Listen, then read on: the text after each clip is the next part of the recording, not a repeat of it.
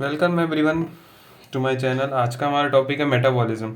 जैसे पिछले वीडियो में सारे बहुत टाइम हो गया, 1-2 दिन हो गए, तो वो वीडियो में मैंने देखा था डिस्ट्रीब्यूशन के बारे में। ठीक है, अब मेटाबॉलिज्म क्या चीज़ है कि कोई भी ड्रग को मैंने डिस्ट्रीब्यूट कर दिया। अब मेटाबॉलिज्म क्या होगा कि वो ड्रग अब पूरी तरह से टूट के वो एक्सक्रीशन के लिए तैयार हो, जैसे chemical alteration of the drug into the body. ठीक है, अब जैसे कोई भी ड्रग है जो ड्रग वन जैसे बताया, ड्रग वन जैसे क्या, नॉन पोलर है, पोलर। ठीक है, तो नॉन पोलर और लिपिड सॉल्युबल, ये क्या होता है, ये अच्छे से क्या हो जाता है, एब्जॉर्ब हो जाता है, डिस्ट्रीब्यूट हो गया। अब मतलब बेसिकली इससे पहले क्या होता है, आपका जो ड्रग दिया है वो अपना एक्ट कर दिया, अपन ड्रग देने के बाद जो वेस्ट प्रोडक्ट है, कोई भी ड्रग को एक्सक्रीट करना पड़ता है। लास्ट स्टेप क्या होता है, एक्सक्रीशन। उससे पहले मेटाबॉलिज्म होता है, उसको पूरी तरह से तोड़ दिया जाता है। तोड़ना इन द सेंस जैसे कि कोई भी नॉन पोलर लिपिड सॉल्युबल उसको पोलर आयोनाइज्ड या फिर लिपिड इनसॉल्युबल कर देते हैं, फिर उसके बाद एक्सक्रीशन किया जाता है। तो ये स्टेप्स को हम बोलते हैं बायो ट्रांसफॉर्मेशन। बायो ट्रांसफॉर्मेशन होता है क्योंकि एक्टिव ड्रग को इनएक्टिव कर रहे हो, एक्टिव को और एक्टिव कर रहे हो, जैसे यहाँ पे लिखा हुआ है इनएक्टिवेशन को मोस्टली एक्टिव या मोर एक्टिव फॉर्म को पार्शियली एक्टिव कर रहे हो, या फिर एक्टिवेट्स इनएक्टिव ड्रग। ठीक है, तो इसको बोलते हैं बायो ट्रांसफॉर्मेशन।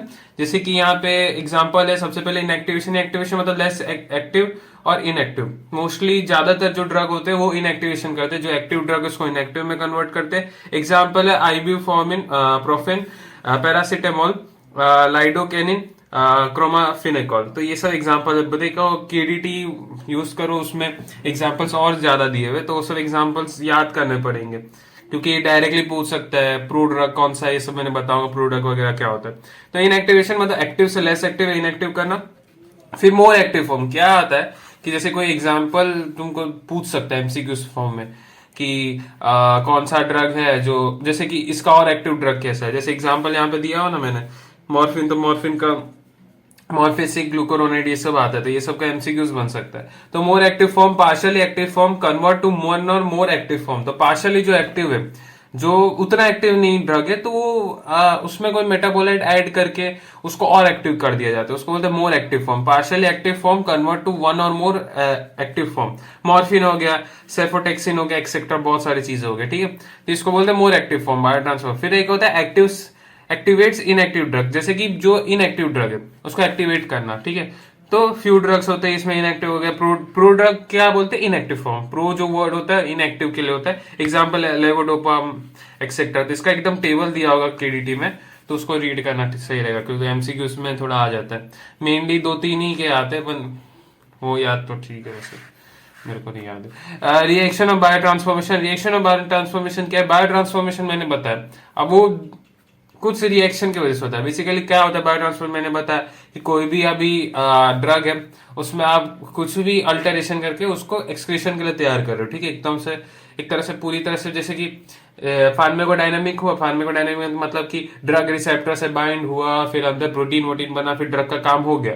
फिर ड्रग के काम होने के बाद उसको एक्सक्रीट कर देना है, वो बॉडी में रहेगा तो टॉक्सिक क्रिएट करेगा, तो उसके लिए कोई मेटाबॉलिज्म मतलब उसको तोड़ दिया जाता है, कैटायना जो भी है, फिर उसके बाद उसको एक्सक्रीट कर जाता है। तो रिएक्शन क्या क्या बायो ट्रांसफॉर्मेशन में, मोस्टली मैंने बताया कि इनएक्टिवेशन होता है ना। मैंने बताया कि जो एक्टिव ड्रग उससे इनएक्टिव बन रहा है, तो वो मोस्टली होता है। ठीक है, अब दो रिएक्शन दो फेजेस पे चलते हैं, मतलब ऐसा नहीं है कि ऐसा कोई सीक्वेंशियल है, पर जैसे कि रिएक्शन ऑफ बायो ट्रांसफॉर्मेशन में क्या है, फेज 1, फेज 2। फेज 1 को बोलते हैं नॉन सिंथेटिक फंक्शनलाइजेशन, और फेज 2 को बोलते हैं सिंथेटिक और कॉन्जुगेशन। ठीक है, ऐसा नाम है अलग अलग, फेज 1, फेज 2 या डायरेक्ट याद होगा। फेज 1 में क्या है कि कोई फंक्शनल ग्रुप ऐड कर दिया जाता है। ठीक है, जो हमारे बॉडी में हो या फिर कोई एक्सोजीनस जो भी चीज है, तो उसको हम फंक्शनल ग्रुप ऐड करते हैं, जैसे अल्कोहल हो गया, कार्बोक्सिलिक एसिड हो गया, एल्डिहाइड हो गया, बहुत सारी चीज हो गई। फिर आते फेज 2। फेज 2 एंडोजीनस रेडिकल हो गया। एंडोजीनस रेडिकल जो हमारे बॉडी में ही रेडिकल्स होते हैं, वो जैसे ग्लूकोरोनेट, सल्फेट, बहुत सारे अभी और भी पढ़ेंगे, सल्फेट वगैरह बहुत सारे। फेज 1, फेज 2, इनको हम अभी अलग अलग देखते हैं। ठीक है, ठीक है, तो सबसे पहले non synthetic phase, that is phase 1। Non synthetic phase, that is phase 1। तो ये क्या है, ऑक्सीडेशन। ऑक्सीडेशन का मतलब क्या है, अब ऑक्सीडेशन क्या होता है, एडिशन ऑफ ऑक्सीजन और रिमूवल ऑफ H+, 12th का ही चीज है, वही बता रहा हूँ। हाइड्रोलाइजेशन, इसमें क्या क्या एग्जांपल, मतलब ऑक्सीडेशन में क्या क्या कैरियर, ऑक्सीजनेशन हो गया, ये सब। बेसिकली क्या होता है, ऑक्सीजन कोई भी ड्रग से बाइंड करता है और फिर बाद में क्या होता है, प्रोड्यूस करता है शॉर्ट लिव्ड कोई भी एक इंटरमीडिएट बन रहा है, फिर स्टेबल फॉर्म बन रहा है। ठीक है, ऐसा चीज लिखा हुआ है। ओके, फिर ऑक्सीडेटिव रिएक्शन लीवर में कैरियर आउट होता है। मोनो ऑक्सीजनस ग्रुप जो होते हैं एंजाइम उनके से होता है, ठीक है। रिएक्शन में जो फाइनल स्टेप है, पूरा जो रिएक्शन ऐसा पर्टिकुलर दिया नहीं बुक में किसी में भी, पर जैसे मैं बता रहा हूँ कि जो भी ऑक्सीडेटिव रिएक्शन है वो कैसा होता है, पहले लीवर में हुआ मोनो ऑक्सीजनस एंजाइम की वजह से, फाइनल स्टेप में cytochrome P450, हेमोपोएटिन, NADPH, cytochrome P450 के बहुत सारे आइसो एंजाइम मतलब कि फंक्शन अलग है, स्ट्रक्चर सेम है, साइटोक्रोम P450 के जैसे कि फैमिली होगा साइटोक्रोम P450, साइटोक्रोम 3A4 4 और 5, साइटोक्रोम 2D6, ये सब। तो ये सब पूरा जो है इसके family cytochrome P450 important for drug metabolism human along with their significance. Cytochrome P450 basically क्या करता है, ये क्या करता है, ड्रग से बाइंड करके उस पर कुछ भी ऐसा ग्रुप ऐड कराता है, या फिर ऑक्सीजनेशन करा, रिडक्शन करा रहा है, ये सब चीजें है ना। और मतलब फेज 1 फेज 2 रिएक्शन के लिए साइटोक्रोम P450 का होना जरूरी है, ठीक है। एग्जांपल एड्रेनालिन, ऑक्सीडेशन करिए, ये एक बेसिक है, ठीक है। साइटोक्रोम 450 ऐसा नहीं कि सिर्फ ऑक्सीडेशन के लिए, रिडक्शन में भी है, इसमें भी है, वेरियस फंक्शन। बेसिकली इसका होता है कि कोई ग्रुप ऐड कराना, ठीक है। एड्रेनालिन हो गया, अल्कोहल हो गया, मेरकैप्टोप्यूरिन हो गया, सब, ठीक है। अब आता है रिडक्शन। रिडक्शन क्या होता है, साइटोक्रोम 450 जो ऑक्सीडेशन करा रहा है उसी का इनवर्स, मतलब साइटोक्रोम P450 जो अभी ऑक्सीडेशन करा रहा था उसी का आप इनवर्स कर दो तो रिडक्शन कराएगा। तो H प्लस मेनली क्या होता है, रिडक्शन में H प्लस को ऐड कराना, O2 को रिलीज करना। एग्जाम्पल इसमें है क्लोरोएल्डिहाइड, क्लोरो एल्हाइड्रेट, सॉरी क्लोरोएल्हाइड्रेट, क्लोराम्फेनिकॉल, लेलोथेनिन और वारफेरिन, ये सब आते हैं। अल्कोहल, एल्डिहाइड, क्विनिन, ये सब का रिडक्शन होता है। हाइड्रोलिसिस, ठीक है, दिख रहा है, हाँ ये देखो हाइड्रोलिसिस। अब हाइड्रोलिसिस में क्या क्या होता है, सबसे पहले cleavage of drug by taking up water. Hydrolysis मतलब वाटर का लाइसिस। तो क्या होता है, क्लीवेज ऑफ ड्रग को तोड़ दिया जाता है पानी को लेके, ठीक है, वही टेकिंग अप वाटर लिखा हुआ। ईस्टर प्लस H2O, ईस्टरेज के प्रेजेंस में एसिड अल्कोहल बना रहा है, ठीक है। अब अमाइड्स हो गया, फिर एंड पॉलीपेप्टाइड H2O के प्रेजेंस में, ये सब, ठीक है। तो ये सब मतलब ये सिंपल है कि पानी को लेके और ड्रग को तोड़ रहा है। जैसे ईस्टर है तो ईस्टर किससे बनता है, एसिड अल्कोहल से, वही लिखा ester plus water equals to acid plus alcohol, ठीक है। एग्जांपल देखिए, कोलिन, ईस्टरेज, प्रोकैनिन, लेडिकेनिन, ये सब बहुत सारे एग्जांपल इसमें पढ़ना होता है स्टार्टिंग से लेके एंड तक। तो स्टार्टिंग में प्रो ड्रग का पढ़ोगे, इसका पढ़ोगे, उसका पढ़ोगे, ऑक्सीडेटिव का, रिडक्शन का, ठीक है। तो एग्जाम ओरिएंटेड देखना कुछ कैसा क्या रहता है। केडीटी में बहुत सारे एग्जांपल्स दिए हुए, पर ट्राई करना हो तो। साइक्लाइजेशन क्या होता है, चेन से साइकिल फॉर्म करना। तो साइक्लाइजेशन से तुम समझ जाओगे चेन से साइकिल फॉर्म में बनना। एग्जांपल हो गया साइक्लोगोनिन एंड हो गया प्रोगोनिल, सिंपल। डिसाइक्लाइजेशन उल्टा हो गया, जो साइकिल है उसको चेन में बदल दिया, दैट इज बार्बिचुरेट्स और फिनेटोन। अब सिंथेटिक रिएक्शन की बात हो रही है,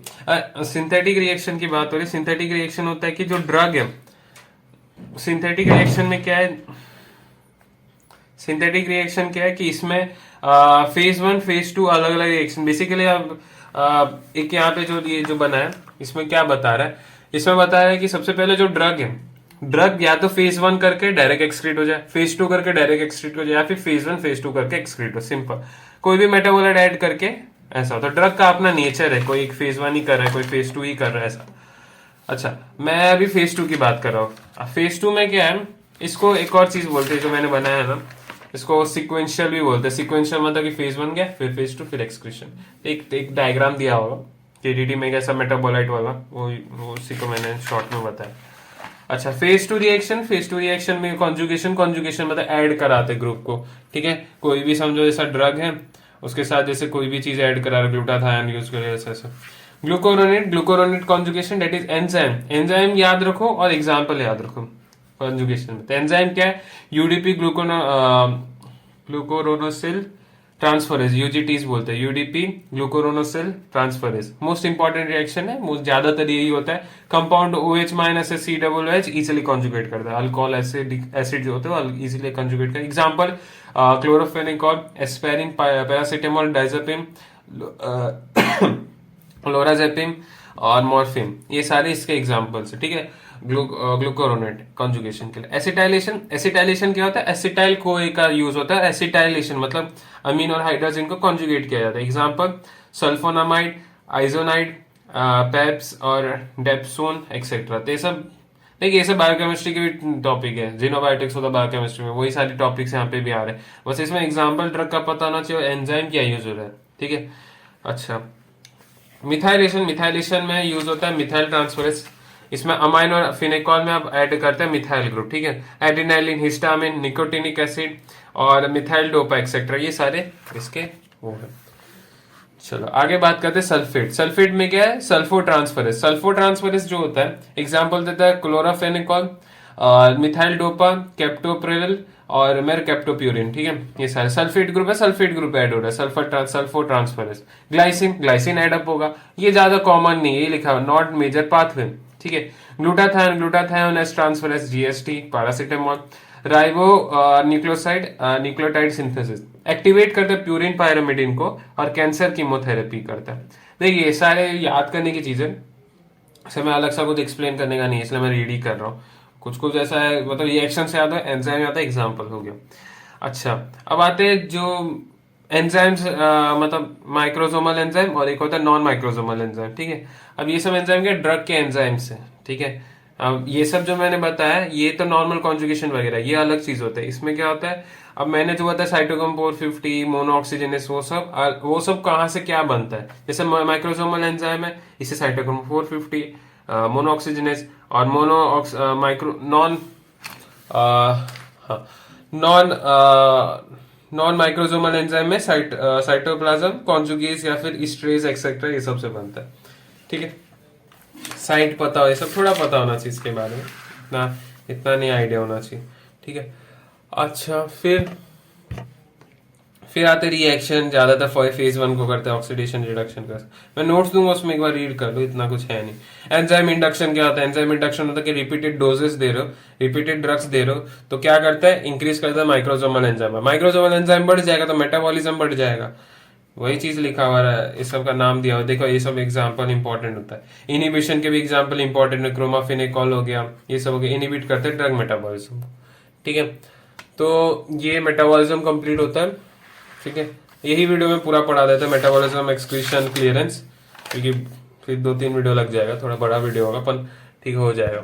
चलो अगला टॉपिक है एक्सक्रीशन। मेटाबॉलिज्म हो गया, मेटाबॉलिज्म मतलब कि कोई भी ड्रग को मैंने तोड़ दिया या फिर उसका जो फॉर्म है जो एक्सक्रीट किया जा सके, जैसे कि अब जो लिपिड सॉल्युबल है या फिर नॉन पोलर है, ठीक है, लिपिड सॉल्युबल है और पोलर है, सॉरी नॉन पोलर है, वो इजिली एब्जॉर्ब हो जाएगा, और जो लिपिड इनसॉल्युबल है और पोलर है तो वो नहीं एब्जॉर्ब होगा, तो उसी फॉर्म में हमने कन्वर्ट किया। जैसे एक्सक्रीशन क्या होता है, passage out of systemic absorption, absorbed drug, ठीक है। एक्सक्रीशन में ये चीज होते हैं, एक्सक्रीशन मतलब नॉर्मल चीज है कि जो भी सिस्टमिक एब्जॉर्ब्ड ड्रग है, passage out of a systemic absorbed drug, उसको हम एक्सक्रीट कर रहे हैं, ठीक है। यूरिन की बात करें तो यूरिन में मतलब बहुत सारे पाथवे है, जैसे यूरिन हो गया, फीसेस हो गया, एक्सेल्ड एयर हो गया, सलाइवा हो गया, मिल्क हो गया, तो ये सब रूट होते हैं जहां से एक्सक्रीशन हो सके, ठीक है। अच्छा, यूरिन की बात करें तो वाया किडनी, किडनी की मोस्टली होता है। फीसेस की बात करें जो अनएब्जॉर्ब फ्रैक्शन होता है और जो drug derive from bile, bile से जो डेराइव हो रहा है या फिर जो एब्जॉर्ब नहीं होता है वो डायरेक्टली फीसेस के थ्रू चला जाता है। एब्जॉर्ब होगा सिस्टम में सर्कुलेशन से किडनी में जाके फिर वो एक्सक्रीट होगा ना यूरिन के फॉर्म में, जो चीज उसका काम का होगा वो अपटेक कर लेगा और बाकी को एक्सक्रीट कर देगा, ठीक है। एक्सेल्ड एयर, मेटाबॉलिज्म मैं बार बार बता रहा हूँ, मेटाबॉलिज्म का मतलब है कि कोई भी मेटाबोलाइट लगा के नॉन पोलर, यहाँ पे मैंने बार बार लिखा भी है, जैसे यहाँ देखो नॉन पोलर लिपिड सॉल्युबल को कन्वर्ट कर दिया जाता है पोलर लिपिड इनसॉल्युबल, जो एक्सक्रीट हो सके, ठीक है। लिपिड मतलब आयोनाइज्ड हो गया, सॉरी पोलर मतलब आयोनाइज्ड हो गया, लिपिड इनसॉल्युबल मतलब वो लिपिड को बाइलेयर को नहीं पास कर पाएगा, मतलब एक्सक्रीट हो जाएगा, वही चीज है मेटाबॉलिज्म, वो चीज है। एक्सक्रीशन अब देखते हैं, रीनल एक्सक्रीशन में क्या है। नेट एक्सक्रीशन की बात करें तो नेट एक्सक्रीशन में आपको क्या क्या दिखता है। नेट एक्सक्रीशन मतलब कि ग्लोमेरुलर फिल्ट्रेशन और ट्यूबुलर सिक्रेशन और ट्यूबुलर रीएब्जॉर्प्शन। ग्लोमेरुलर फिल्ट्रेशन मतलब फिल्टर आउट हो गया, सिंपल है। सिक्रेशन भी होता है कि जो ब्लड वेसल से डायरेक्टली सिक्रेट आउट हो जाता है। सिक्रेट मतलब ब्लड वेसल से आपका जो पीसीटी डीसीटी उसमें आ जाता है। रीएब्जॉर्प्शन मतलब डीसीटी से ब्लड वेसल में जाना, तो ये नेगेटिव चला गया।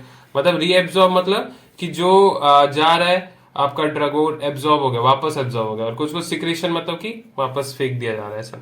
तो फैक्टर्स अफेक्टिंग सिक्रेशन, सबसे पहले जीएफआर रेट। जीएफआर रेट क्या था, ग्लोमेरुलर फिल्ट्रेशन रेट। अगर ये कम है तो ड्रग फिल्टर कम होगा, ब्लड में ड्रग बढ़ जाएगा। अब फिल्टर कम होगा तो ब्लड में ड्रग बढ़ जाएगा, प्लाज्मा कंसंट्रेशन ब्लड का बढ़ जाएगा, वो चीज है, ठीक है। अब दूसरा चीज है कि अगर प्रोटीन से बाइंड अप है, ठीक है, एल्बुमिन जो था मैंने सॉरी एल्बुमिन से बाइंड अप है, ठीक है। अब एल्बुमिन से बाइंड अप है, हाँ एल्बुमिन से बाइंड है, तो ये क्या करेगा, प्लाज्मा कंसंट्रेशन इसमें फिर बढ़ जाएगा। अब क्या होगा, फिल्टर नहीं होगा। हमने पढ़ा था ना जीएफआर में, फर्स्ट ईयर में भी पढ़ाया गया कि जीएफआर में क्या होता है कि एक हाइड्रोस्टेटिक प्रेशर होता है और एक होता है colloidal osmotic pressure. Osmotic pressure में क्या होता है कि प्रोटीन खींच के रखता है, तो वही सेम चीज है, ठीक है, प्रोटीन खींच के रखा है। अब सिक्रीशन, सिक्रीशन में क्या हो रहा है, सिक्रीशन में दो सिनेरियो है, ठीक है, नीचे का दिख रहा है ना, दो सिनेरियो ड्रग 1 और ड्रग 2।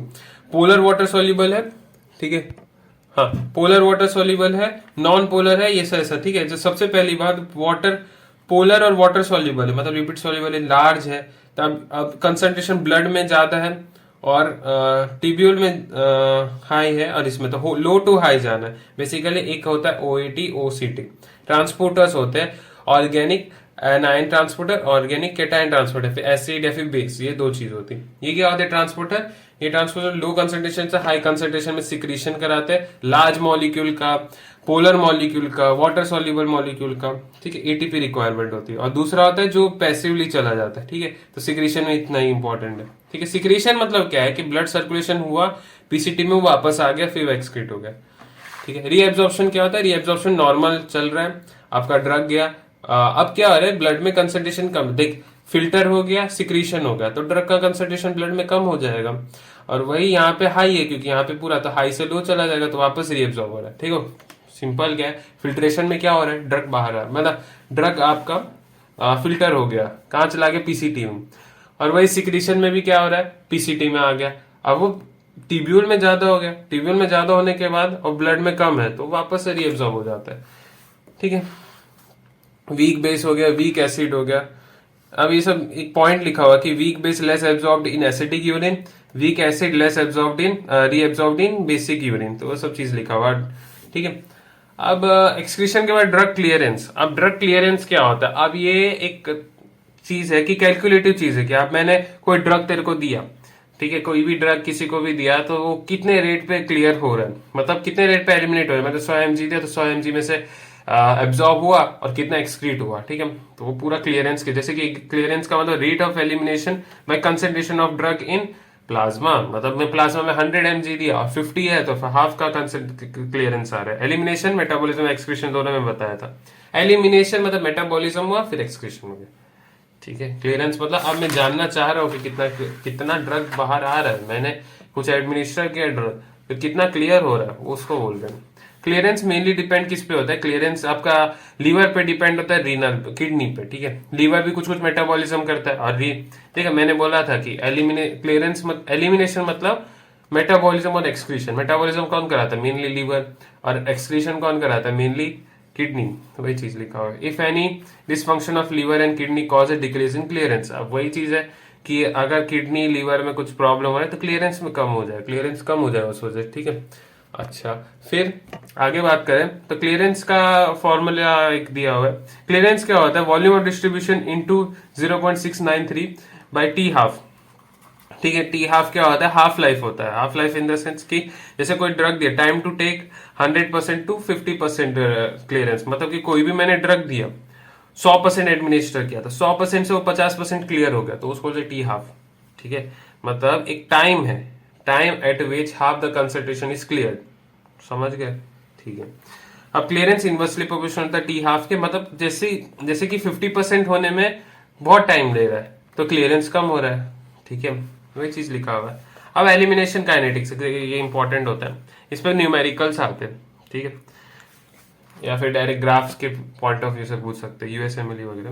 तो एलिमिनेशन काइनेटिक्स की बात करें, एलिमिनेशन काइनेटिक्स मतलब कि किस रेट पे हो रहा है, क्या हो रहा है, तो वो समझाना चाहते हैं। दो चीज पढ़ते हैं, फर्स्ट ऑर्डर और जीरो ऑर्डर। तो फर्स्ट ऑर्डर की यहाँ पे बात हुई है, तो फर्स्ट ऑर्डर में क्या लिखा है, मोस्टली ड्रग्स जो है फर्स्ट ऑर्डर रिएक्शन करते हैं, सॉरी फर्स्ट ऑर्डर करते हैं। दूसरा, fraction of drug elimination is constant. Fraction मतलब टी हाफ कांस्टेंट, डायरेक्ट याद होगा टी हाफ कांस्टेंट है, ड्रग जितना दे रहा उतना एलिमिनेट हो रहा है। Drug administer is directly proportional to rate of elimination. 100 mg दिया तो उतने ही रेट पे वो एलिमिनेट हो रहा है। तो टी हाफ कांस्टेंट मतलब एक ग्राफ यहाँ पे दिखा रहा हूँ, जैसे कि समझो, सबसे पहली बात कि ग्राफ दिखा दो, ठीक है। ग्राफ में क्या है कि 100 to 50, 50 to 25, 12.5, 6.25। अब मैंने ड्रग ए लिया 100 mg और 50% के अराउंड वो आवर्स में गिर रहा है, मतलब खत्म हो रहा है। अब देखो एलिमिनेट हो रहा है 50-50 के रेशियो में, समझ रहे हो, 100 से 50, 50 से 25, हाफ लाइफ कांस्टेंट है ना, हाफ लाइफ कांस्टेंट है, 100, 50, 25, 12.5, 6.25, 3 आएगा, तो ये एक्सपोनेंशियल कर्व बन रहा है, ठीक है। मेनली यहाँ पे एक चीज यहाँ पे बनाई हुई है मैंने, यहाँ देखो देखो यहाँ पे क्या हो रहा है कि एक्टिव साइट्स ड्रग को बहुत ज्यादा मिला, तो जितना मैं दे रहा हूँ ड्रग उतना ही एलिमिनेट हो रहा है, rate is directly proportional to elimination, sorry drug is directly proportional to rate of elimination. मतलब हाफ लाइफ पे हाफ 100 से जैसे कि 4 घंटे का हाफ लाइफ है, तो 4, 8 ऐसे से में, और रेट कांस्टेंट आएगा, जैसे 50, 25, 4 घंटे में 50 गिरा, फिर 8 घंटे में 25 गिरा, फिर 16 घंटे में 12.5। तो वो जो हाफ लाइफ का मैं बता रहा हूँ, हाफ लाइफ कांस्टेंट है, उस रेट में भी कांस्टेंट, ठीक है। जीरो ऑर्डर रिएक्शन मोस्टली नहीं कैरी करते, ड्रग के नाम है जैसे फिनेटॉल, टॉलब्यूटामिन, ये सारे करते, ठीक है। फिनेटॉल, टॉलब्यूटामिन, ये जो ड्रग है ये करते, और भी 2 ड्रग थे आई थिंक सो, एक और था याद नहीं आ रहा, ठीक है। फिर रेट ऑफ एलिमिनेशन कांस्टेंट होता है। रेट ऑफ एलिमिनेशन कांस्टेंट मतलब समझो, सबसे पहली बात, अब मैंने 25 का रेट रखा है, मतलब हाफ लाइफ से नहीं, मतलब इसमें हाफ लाइफ का मतलब नहीं, जैसे तुम देख रहे हो कि एक्टिव साइट खत्म हो गया, कि जैसे मैं कोई ड्रग दे रहा हूं, ड्रग एडमिनिस्टर कर रहा हूं 100 mg, ठीक है, ठीक है, फिर इसका एलिमिनेशन आ रहा है कुछ समझो 25 के अराउंड आ रहा है, ठीक है, पर मैंने ड्रग को बढ़ाया 200, ठीक है, एग्जांपल बता रहा हूं, एलिमिनेशन फिर भी 25, समझ रहे हो, तो रेट ऑफ एलिमिनेशन कांस्टेंट है, समझ रहे हो कि ड्रग का डोजेस कितना भी बढ़ा रहा हूं, एलिमिनेशन का रेट उतना ही है, समझ में आ रहा है। सबसे पहले वही चीज बात लिखी मैंने कि 100 mg है 25 है, 200 mg है फिर भी 25, वही चीज है। जैसे ग्राफ यहाँ पे दिया है कि एक लीनियर ग्राफ बन रहा है कि ड्रग है और एक टाइम कर्व है। अब इसमें क्या हो रहा है कि मैंने 100 लिया, 75, 50, 25, तो देखो 25 का रेट है, 25 का 100, 75, 50, 25 ऐसा। और इसमें क्या देख रहे हैं कि देखो देखो इसमें एक और बात बता देता हूँ, जैसे 100, 50, 25, 12.5, 6.25, देखो एलिमिनेशन बढ़े जा रहा, पर ये सेम है, हाफ, मतलब इतना जो तुम निकालोगे डिफरेंस वो सेम आएगा इसके लिए भी, तो ये चीज है। अब इसमें तुम देखोगे ये अलग आ रहा है, ये अलग आ रहा है, तुमको ये बस याद रखना है, ये जो मैंने बताया, rate of elimination directly proportional to drug administer, first order, rate of elimination is constant. Constant मतलब कि जितना भी मैं ड्रग डोसेज बढ़ा उतना ज्यादा वो हो रहा है, ठीक है।